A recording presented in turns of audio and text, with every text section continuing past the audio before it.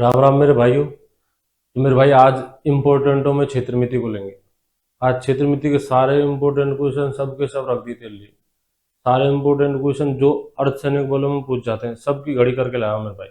ज़्यादा नहीं है, जैसा कि आपको पता है आर्मी में 15 मिनट की वीडियो आई थी मात्र आपके लिए।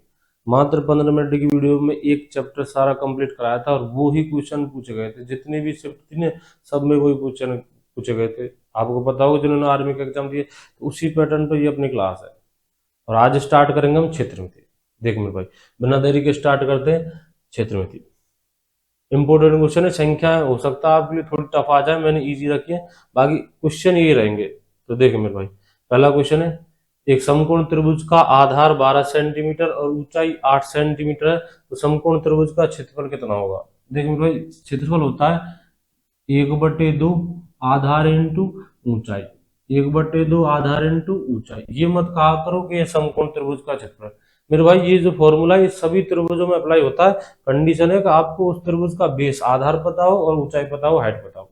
तो सारे सारे त्रिभुजों में अप्लाई होता है, बस आधार और ऊंचाई पता हो।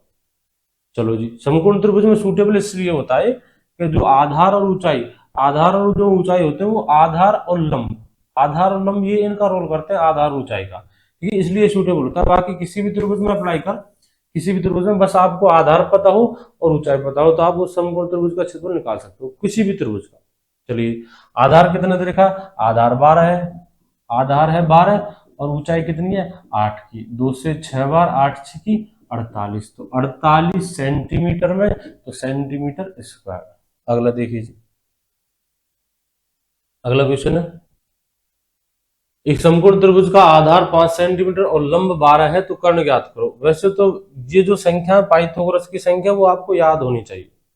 जितनी भी पाइथागोरस की संख्या, मूल जो संख्या वो सारी याद होनी चाहिए। बाकी आप निकाल सकते हो पाइथागोरस के फॉर्मूले से, लेकिन संख्या याद होनी चाहिए। कौन सी, 5 12 13, 7 24 25, 8 15 17 और 12 35 37 35, ये 35 है, 12 35 37, 20 21 29 40 9 41। ठीक है, 3 4 5, ये बेस संख्या। आप इनसे चाहो जितनी बनाओ। फायदा क्या होता है, जैसे अपना सवाल देगा, एक समकोण त्रिभुज का आधार 5 और लंब 12 हो, आधार 5 और लंब 12 हो, कर्ण को 13 होना, चाहे पाइथागोरस की प्रमेय अप्लाई करो चाहे डायरेक्ट याद करो। ठीक है, ज्यादातर होता क्या, जिसमें 12 की जगह लिख दो या 11 5 11, तो इसका आंसर कर्ण अब दशमलव में आएगा, पॉइंटों में आएगा। ठीक है, पूर्णांक में जो वो सबके सब तेरे सामने। पूर्णांक में जितने भी आंसर आने समकोण त्रिभुज में पाइथागोरस की कुछ संख्याएं, ये इंपॉर्टेंट, ये ज्यादातर यही पूछ जाती है। अगर आप किसी एक को बदल दो, जैसे 3 की जगह यहाँ लिख दिया जाए 6, 3 की जगह यहाँ लिख दिया जाए 6, अब आंसर 6 तो नहीं होगा, कर्ण ज्यादा आएगा आपका, और कर्ण मतलब पॉइंटों में आएगा, दशमलव में आएगा। तो ये फिक्स संख्या है, इनको याद करो। ज्यादातर एग्जाम में यही पूछ जाती है। और मेरा कंपटीशन करने वाला स्टूडेंट, कंपटीशन करने वाले स्टूडेंट जिसे पता है 5 12 तीसरी 13 होगी, वो पाइथागोरस की प्रमेय अप्लाई नहीं करता, याद करता है। जो चीज याद करने लायक है वो याद करनी पड़ती है।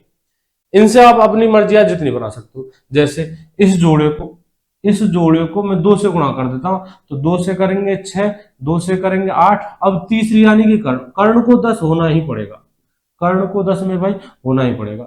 या फिर आप पाइथागोरस प्रमेय अप्लाई करो, आधार 6 लंब 8 है, तो कर्ण जब पाइथागोरस प्रमेय लगाओ, कर्ण बराबर रूट आधार स्क्वायर प्लस लंब स्क्वायर, तो 10 ही आना।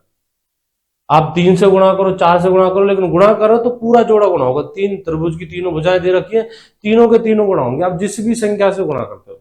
दूसरी बात, जो सबसे बड़ी जोड़े में जो सबसे बड़ी भुजा है, एक जोड़े में जो सबसे बड़ी भुजा है मेरे भाई, ये कर्ण का रोल करेगी। बाकी लंब और आधार ये तो आपस में इंटरचेंज हो जाते हैं। जो सबसे बड़ी भुजा, जैसे इनमें 3 4 5, सबसे बड़ी भुजा 5, ये कर्ण होती है। एक समकोण त्रिभुज की सबसे बड़ी भुजा उसे कर्ण कहते हैं।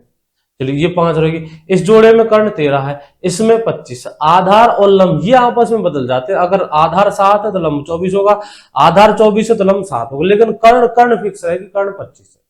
तो आधार 5 है, हाँ जी ये रहा 5, लंब लंब 12 है, ये रहा लंब, तो फिर कर्ण को कितना होना पड़ेगा 13। बाकी फॉर्मूला है आपके पास, कर्ण बराबर फॉर्मूला है अपने पास, कर्ण बराबर अंडर रूट आधार स्क्वायर प्लस लंब स्क्वायर, 5 का स्क्वायर 25, 12 का स्क्वायर 144, 25 और 144 169, और 169 का वर्गमूल आएगा आपके पास 13। लेकिन संख्या वो याद होनी चाहिए मेरे भाई, आप कंपटीशन दे रहे हो, टाइम नहीं, टाइम बचा, टाइम लगाना नहीं, टाइम खर्च करना नहीं, टाइम बचाना आपको। चलिए जी, और आगे भी बहुत सारी आकृतियों में काम आती है, जरूरी नहीं कि समकोण त्रिभुज में काम आए, वृत्त में काम आती है, आयत में काम आती है, मतलब जहां पाइथागोरस मतलब जहां समकोण त्रिभुज मिल गया वहां ये जो संख्या लिखी थी ये खड़ी पाएंगे आपको, तो याद करें इनको। अगला देखिए, अगला क्वेश्चन है, एक समकोण त्रिभुज का क्षेत्रफल 195 सेंटीमीटर स्क्वायर तथा ऊंचाई 15 सेंटीमीटर हो तो आधार कितना होगा? तो आधार कितना होगा मेरे भाई, क्षेत्रफल दे रखा है तो क्षेत्रफल का फॉर्मूला अप्लाई कर। क्षेत्रफल होता है, क्षेत्रफल अभी लिखा था, क्षेत्रफल बराबर 1/2 आधार इंटू ऊंचाई, आधार इंटू ऊंचाई, और क्षेत्रफल दे कितना रखा है 195 बराबर 1/2, आधार की वैल्यू कितनी है, आधार आपका आधार ज्ञात करना है तो आधार की जगह x लिख देंगे या फिर आधार रहने दो, और ऊंचाई कितनी है 15 की, 15 से काटते हैं, कट सकते हैं, हाँ जी कट सकते हैं, बराबर के दोनों तरफ आप अंश से अंश और हर से हर काट सकते हो, 15 अंश है और उधर ये 195 ये भी अंश है, 15 एकम 15 बचे आपके 4, 15 तिया 45, इधर बचा आपका x/2, दो का करेंगे ट्रांसफर, भाग वाला 2 उधर जाएगा तो गुणा में जाएगा, तो x बराबर 13 दूना 26, x का मान आएगा मेरे भाई 26। जितने भी त्रिभुज है सब में इंपॉर्टेंट होता है समकोण त्रिभुज, तो समकोण त्रिभुज के एक एक प्रमेय को, एक एक थ्योरी को ढंग से पढ़ के जा, सबसे इंपॉर्टेंट होता है समकोण त्रिभुज, और समकोण त्रिभुज पर ज्यादातर सवाल पूछे जाते हैं मेरे भाई। चलिए आगे देखिए,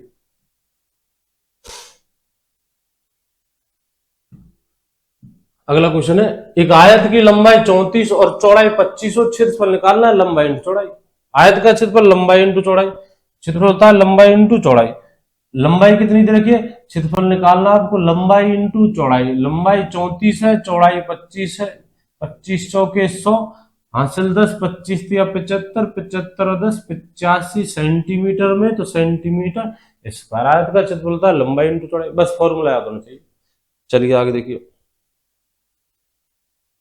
अगला है, आयत की लंबाई और चौड़ाई का अनुपात 4:1 हो तो आयत का परिमाप ज्ञात करो। परिमाप होता है मेरे भाई 2 इंटू लंबाई प्लस चौड़ाई, परिमाप होता है 2 इंटू लंबाई प्लस चौड़ाई।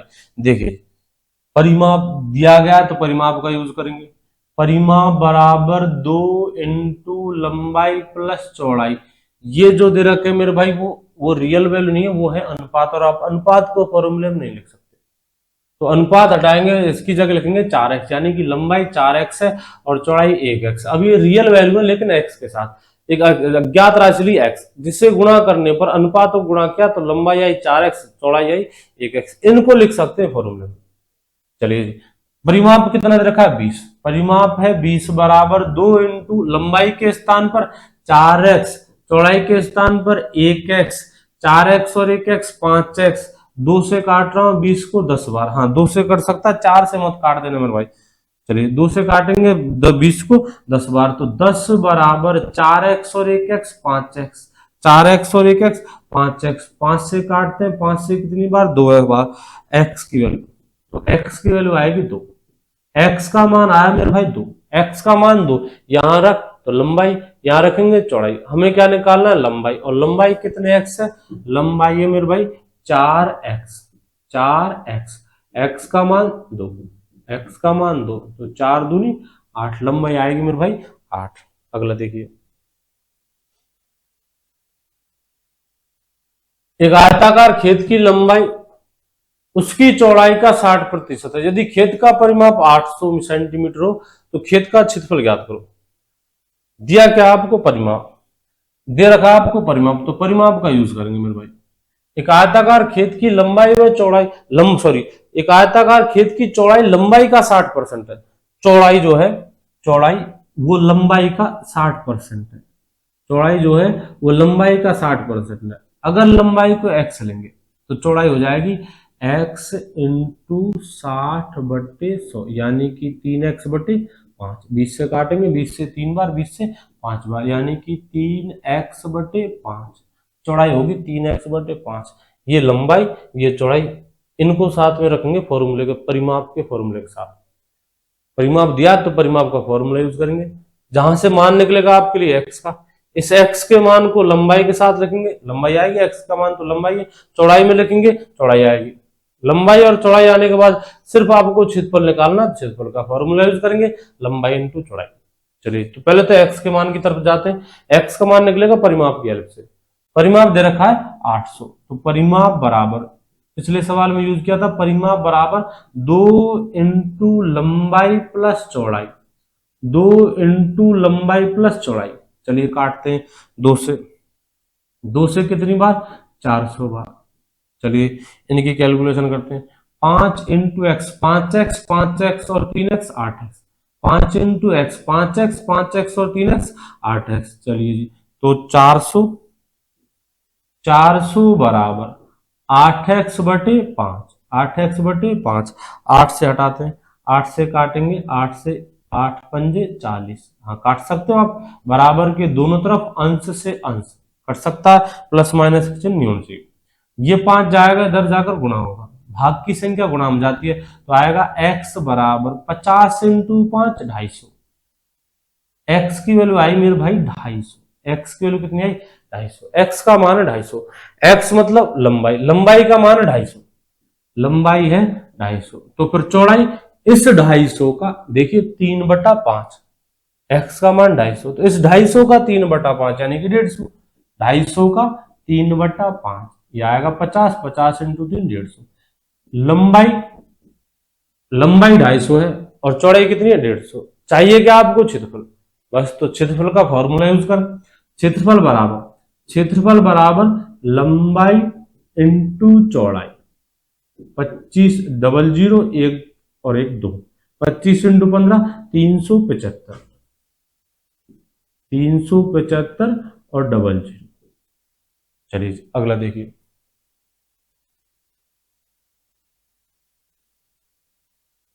एक वर्ग की भुजा 25 सेंटीमीटर है, तो वर्ग का क्षेत्रफल वह परिमाप कितना होगा। एक वर्ग की भुजा 25 सेंटीमीटर, आपको क्षेत्रफल और परिमाप दोनों निकालने हैं। वर्ग के ज्यादातर क्वेश्चन इजी होते हैं मेरे भाई। देख इजी क्या है, इनके फॉर्मूले, वर्ग के फॉर्मूले इजी है। वर्ग का क्षेत्रफल भुजा स्क्वायर, परिमाप 4 इंटू भुजा, या फिर परिमाप कहें तो चारों भुजाओं का योग, वही परिमाप होता है। अब वर्ग की चारों भुजा बराबर होती है, एक 9 की है तो 4 36 की, एक भुजा 9 की तो परिमाप 36। सेकंडों में थे वर्ग का आंसर। वर्ग का क्षेत्रफल होता है भुजा स्क्वायर। जैसे एक भुजा मान के चल, एक भुजा है 6 की, तो क्षेत्रफल 36 यानी भुजा स्क्वायर, और परिमाप 24, वो एक भुजा 6 की और क्षेत्रफल होता है भुजा स्क्वायर। भुजा स्क्वायर, एक 6 की क्षेत्रफल 36, एक भुजा 6 की है तो परिमाप 4 इंटू भुजा यानी 24, एक भुजा 8 की है, एक वर्ग की भुजा है 8 की, चारों चारों भुजा बराबर होती है। वर्ग की एक भुजा, एक वर्ग की एक भुजा 8 किया, 8 सेंटीमीटर है, तो क्षेत्रफल 64, परिमाप 32। एक वर्ग का क्षेत्रफल, अब मैं उल्टा कहूं, एक वर्ग का क्षेत्रफल 64 सेंटीमीटर स्क्वायर है, यानी कि ये भुजा स्क्वायर की वैल्यू है 64, वर्ग करने पर आया आपका 64, तो वर्गमूल करने पर 8 यानी कि भुजा आएगी 8 की। क्षेत्रफल 64 है, यानी कि ए स्क्वायर की वैल्यू 64 है, तो ए का मान मेरे भाई 8 है।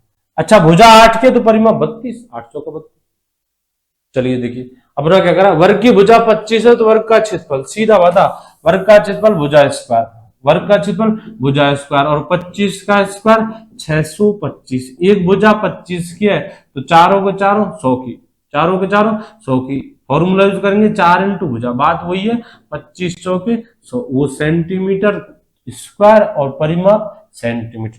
क्षेत्रफल स्क्वायर में होता है मेरे भाई, बाकी 1D में जो भी आकृति है वो सब एक विमा वाली है, आयतन 3D में यानी कि सेंटीमीटर होता है तो सेंटीमीटर क्यूब। अगला देखिए,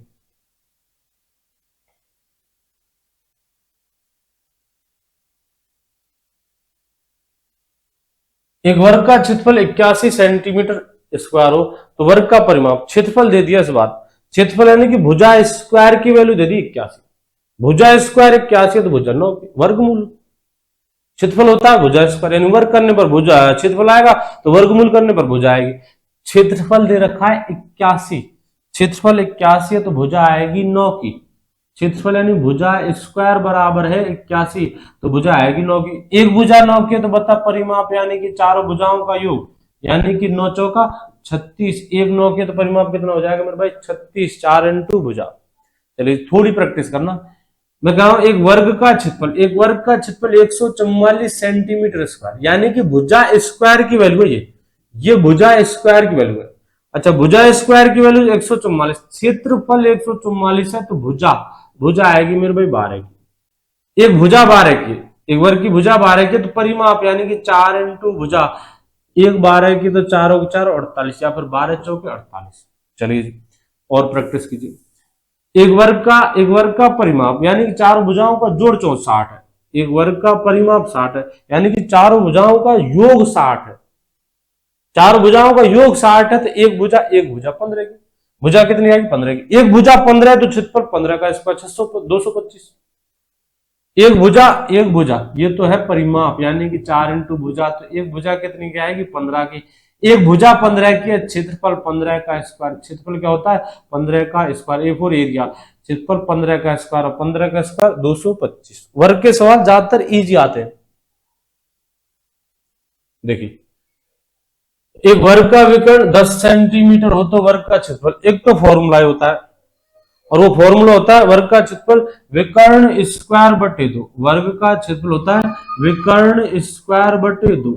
विकर्ण मतलब 10 का स्क्वायर बटे 2, 10 का स्क्वायर 100, 10 का स्क्वायर 100, 100 बटे 2 यानी कि 50 सेंटीमीटर। बाकी आप ऐसे भी कर सकते हो, विकर्ण से पहले तो लाएंगे भुजा, विकर्ण से भुजा, विकर्ण का फॉर्मूला यूज करना, विकर्ण से पहले लाएंगे भुजा और फिर भुजा आने पर भुजा स्क्वायर। आंसर ये आएगा 50 सेंटीमीटर स्क्वायर। अगला देखिए, एक वर्ग की भुजा 8 सेंटीमीटर है, तो इसके विकर्ण पर जिसके विकर्ण पर एक दूसरा वर्ग बना हुआ है। इस सवाल का पहले तो आना चाहिए चित्र समझ में, बड़े आराम से समझना। क्या क्या रहा है कि एक वर्ग है, एक वर्ग है जिस वर्ग की भुजा है 8 सेंटीमीटर। एक वर्ग की भुजा कितनी है 8 सेंटीमीटर। इसके विकर्ण पर, ये विकर्ण, इसके विकर्ण पर एक वर्ग बना हुआ है, यानी कि इसका विकर्ण उस वर्ग की एक भुजा है जो इसके विकर्ण पर बना हुआ है। अच्छा सवाल है। एक वर्ग की भुजा 8 सेंटीमीटर, इसके विकर्ण पर एक वर्ग बना हुआ है, यानी कि दूसरा जो वर्ग बना है इसके विकर्ण पर बना है। इस विकर्ण और वो वर्ग की भुजा एक ही वैल्यू है, इसका विकर्ण और उस वर्ग की भुजा एक ही चीज है। तो इस वर्ग का क्षेत्रफल जो व्हाइट व्हाइट में, इस वर्ग का क्षेत्रफल कितना होगा, तो वर्ग का क्षेत्रफल निकाल सकते हैं हम अगर ये भुजा पता चल जाए। अगर ये भुजा इस भुजा की वैल्यू पता चल जाए फिर भाई, पता चले तो हम इस वर्ग का विकर्ण क्षेत्रफल ज्ञात कर सकते हैं। इस वर्ग की भुजा दूसरे वाले वर्ग का विकर्ण है, जिसकी भुजा कितने की 8 की। इसकी भुजा 8 है, तो इसका विकर्ण भुजा अंडर रूट 2। फॉर्मूला होता है विकर्ण बराबर भुजा अंडर रूट 2, यानी कि 8 अंडर रूट 2। छोटे वाले जो पीले कलर में, इसका विकर्ण मेरे भाई 8 अंडर रूट 2। विकर्ण कितना 8 अंडर रूट 2, और यही विकर्ण उस वाले वर्ग की भुजा है। बस तो इस बड़े वर्ग की भुजा कितनी है 8 रूट 2, जो कि छोटे वर्ग का विकर्ण है। अच्छा जी, उस बड़े वाले वर्ग की भुजा जिसे कैपिटल ए से लिखते थे, कैपिटल ए, इस बार एरिया नहीं है, भुजा है। चलिए जो दे रखिए 8 अंडर रूट 2।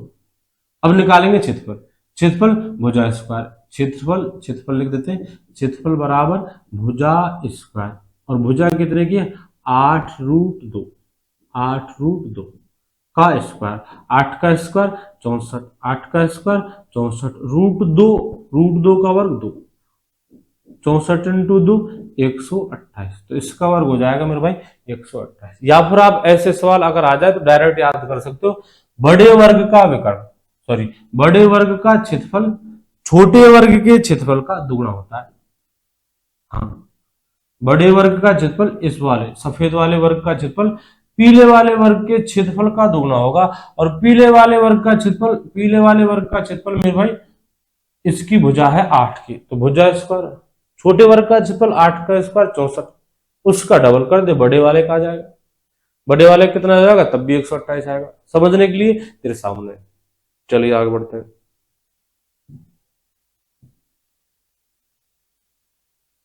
एक वर्ग व एक आयत के क्षेत्रफल समान है।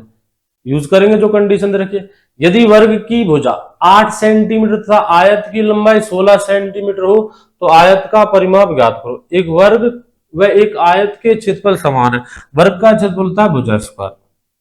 वर्ग का जो क्षेत्रफल होता है ये तो होता है भुजा स्क्वायर, और आयत का क्षेत्रफल होता है लंबाई इंटू चौड़ाई। वर्ग की भुजा 8 सेंटीमीटर और आयत की लंबाई दे रखी है 16 सेंटीमीटर। तो पहले तो यहां से मान निकालेंगे आयत की चौड़ाई का। आयत की चौड़ाई आने के बाद आयत के परिमाप में फॉर्मूले में डाल देंगे, आयत का परिमाप आएगा।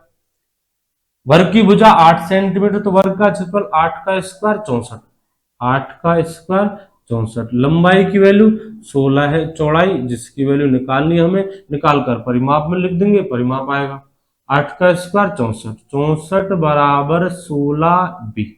चलिए काटते हैं, 16 चौके 64। तो चौड़ाई का मान आया मेरे भाई 4। चौड़ाई कितनी आई, 4। इस चौड़ाई को परिमाप में रख दीजिए, और परिमाप का फॉर्मूला होता है परिमाप बराबर 2 इंटू लंबाई प्लस चौड़ाई। लंबाई प्लस चौड़ाई, लंबाई पहले से दी हुई थी, चौड़ाई हमने अभी निकाली है। चौड़ाई 4 की है, लंबाई पहले से 16 है, तो 16 प्लस 4 20, 20 का दोगुना 40। तो परिमाप आएगा मेरे भैया 40, परिमाप आएगा 40। अगला देखिए,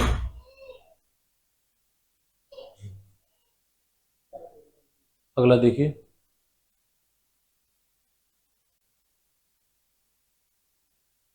दो वर्ग जिनमें प्रत्येक की भुजा 4 सेंटीमीटर है को सटाकर रखने के बाद बने आयत का क्षेत्रफल। दो वर्ग है, दो वर्ग जिनको पास पास रखा गया सटाकर, उनसे बनेगा एक वृत्त, उनसे बनेगा एक आयत। देखिए कैसे, दो वर्ग जिनमें प्रत्येक की भुजा 4 सेंटीमीटर है, इसकी भुजा 4, दूसरे वाले दोबारा बनाता हूं, दो वर्ग इसकी भुजा 4, दूसरे वाले की भुजा 4, इनको सटाकर रखा जाता है। अब इनसे बनेगा एक आयत, 4 4 4 4 4 4। दो वर्ग है, पहला दूसरा, इनसे बनेगा एक आयत। उस आयत का क्षेत्रफल, तो मेरे भाई आयत का क्षेत्रफल होता है लंबाई इंटू चौड़ाई। 4 तो ये और 4 ये, तो आयत की उस बड़ी आकृति मतलब आयत की, उस आयत की लंबाई, आयत की लंबाई तो हो जाएगी 8, दिखाई दे रही है आयत बड़ी, ये बड़ी, ये वाली ये बड़ी, इसकी लंबाई 8 और चौड़ाई 4, ये चौड़ाई, ये है चौड़ाई। दो वर्ग थे, इनको सटाकर रखा, उनसे बनेगा एक आयत। उस आयत की लंबाई 4 और 4 8, लंबाई 8 है, चौड़ाई 4 है। आयत मतलब पूरी आकृति ये वाली, जिसकी लंबाई कितनी है 8 है, लंबाई तो है 8 और चौड़ाई है 4।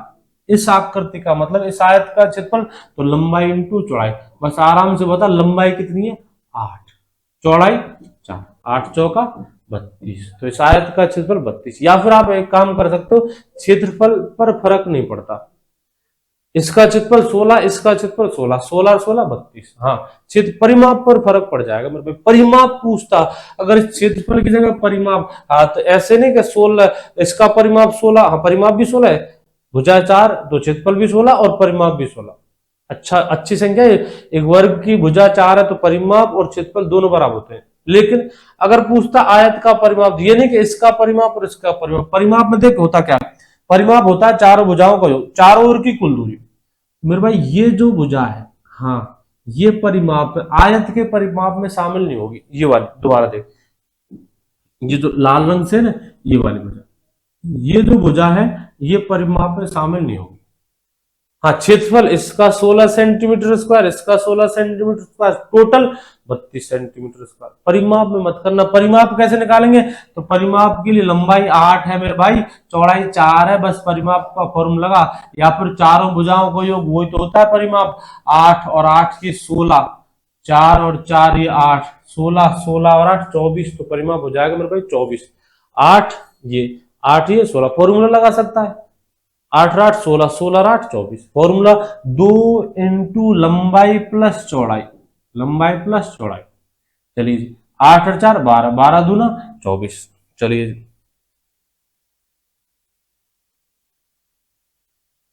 एक वृत्त की त्रिज्या 7 सेंटीमीटर, तो वृत्त की परिधि और क्षेत्रफल ज्ञात करो।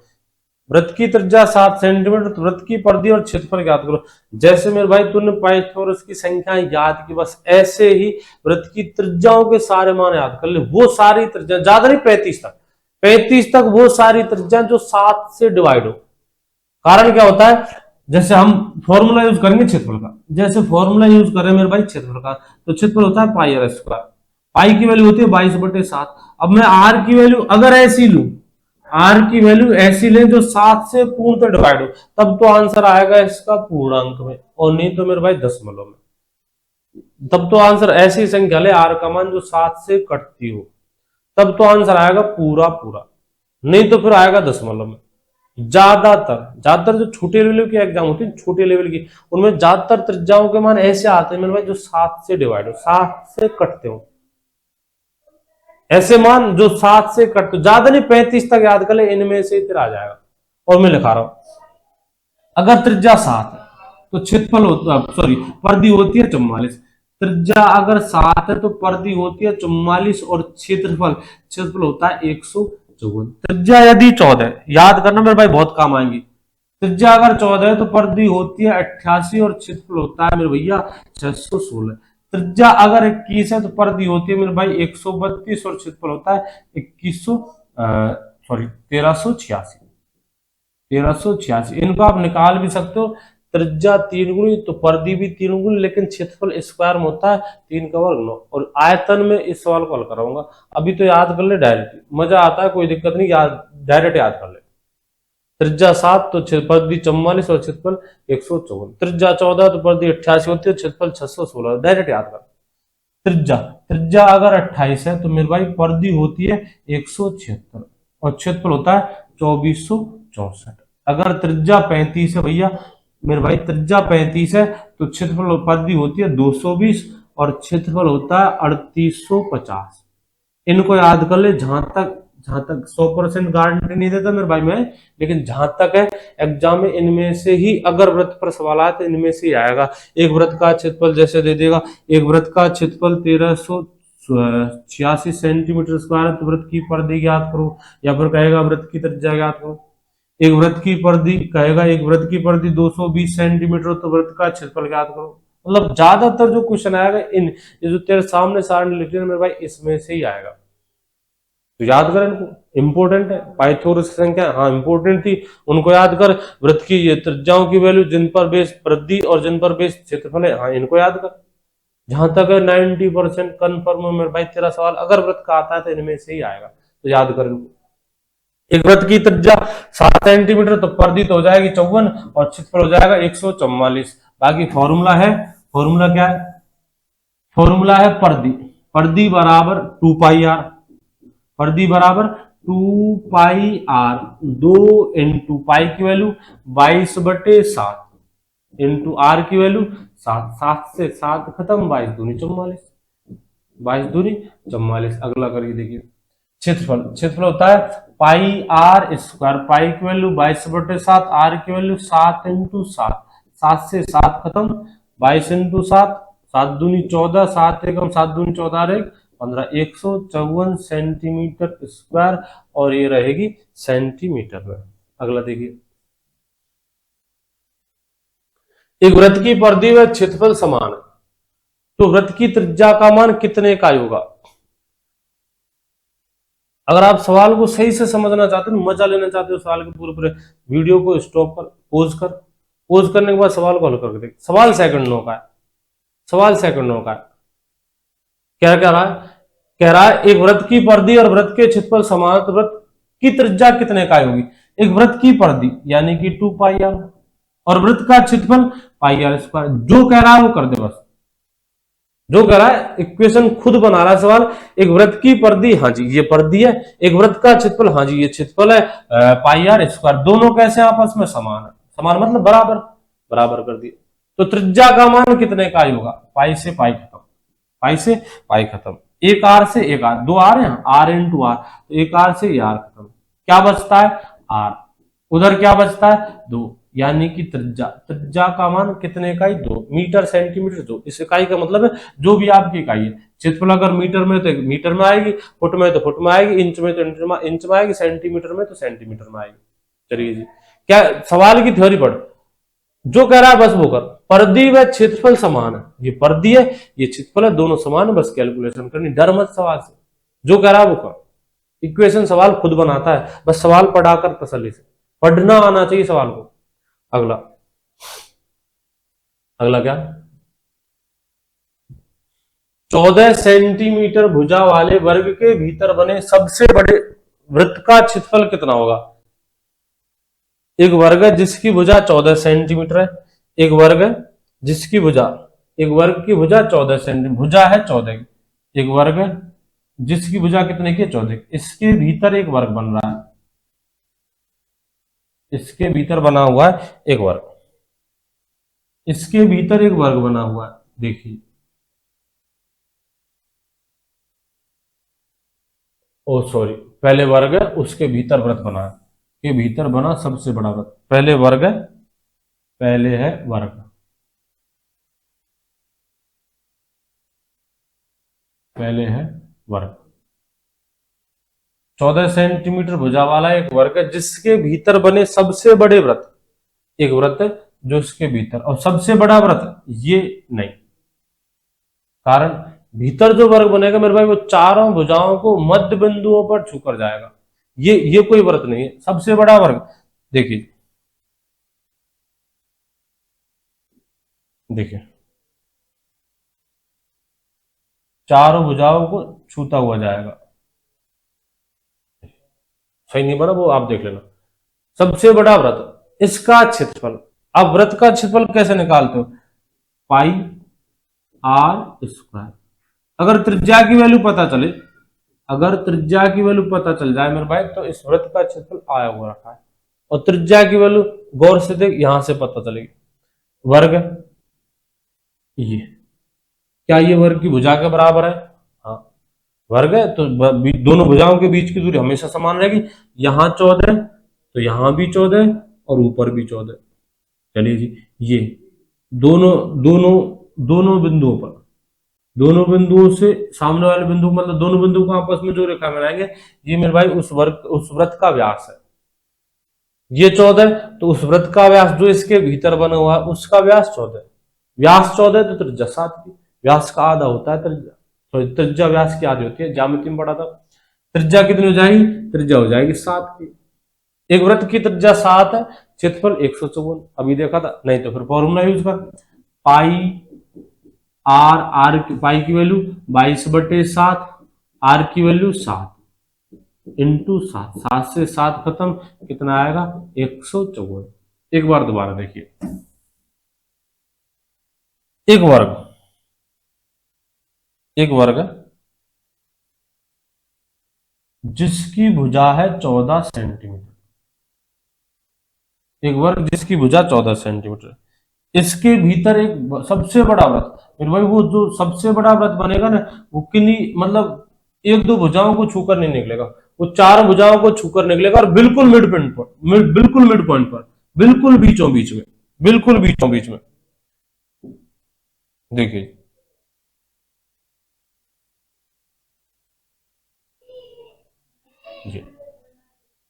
इस वृत्त का क्षेत्रफल, और वृत्त के क्षेत्रफल के लिए हमें जरूरत होती है भुजा की, सॉरी त्रिज्या की, वृत्त के क्षेत्रफल के लिए हमें जरूरत पड़ती है त्रिज्या की, इस वृत्त की त्रिज्या की, वृत्त की त्रिज्या क्या होती है, केंद्र से परिधि को मिलाने वाली रेखा, इस वृत्त की परिधि वर्ग की भुजा को बिल्कुल बीचों बीच में छूती है, इस वर्ग की भुजा कितनी है 14 की, वर्ग की भुजाओं के बीच में हमेशा दूरी कैसी होती है समान, यहां अगर 14 है तो यहां भी 14 होगी, और ये जो दूरी है ये ही मेरे भाई उस वृत्त का व्यास है, वृत्त का व्यास 14 है तो त्रिज्या हो जाएगी 7 की, त्रिज्या 7 के क्षेत्रफल 154 सेंटीमीटर, तो सेंटीमीटर स्क्वायर, मीटर है तो मीटर स्क्वायर, ये वो सारे इंपॉर्टेंट क्वेश्चन मेरे आप होने को तो क्षेत्रमिति में समांतर चतुर्भुज, सम चतुर्भुज, समलंब चतुर्भुज ये भी आते हैं, लेकिन उनके चांस कम होते हैं, मैंने आपके सामने जो क्वेश्चन रखे ये ज्यादातर पूछे जाने वाले हैं इंपॉर्टेंट में से, मतलब वो जिनकी संभावना 10% या 15% या 20% थी वो क्वेश्चन नहीं है, सारे के सारे वो जो ज्यादातर पूछे जाते हैं। अगर आपको डिटेल में देखना है तो डिटेल की वीडियो